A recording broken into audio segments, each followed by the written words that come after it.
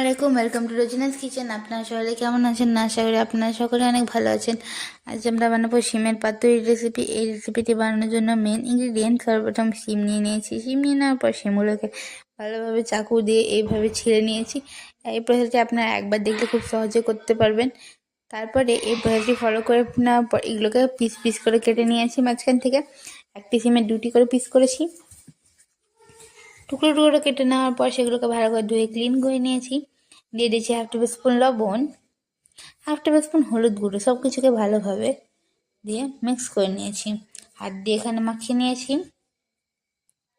তারপরে কড়াইয়ের মধ্যে সরষের তেল দিয়ে তেলটি হাই ফ্লেমে দিয়ে তেল দিয়ে পুরোপুরি নাড়িয়ে তেলটি যখন গরম হয়ে আসবে তার মধ্যে শিমগুলোকে দিয়ে দেবো। এবং শিমগুলোকে দিয়ে দেওয়ার পর শিমগুলো যখন আস্তে আস্তে ভাজতে থাকবো এবং তারই মধ্যে একটা মিক্সার জারে দিয়ে দেবো কাজু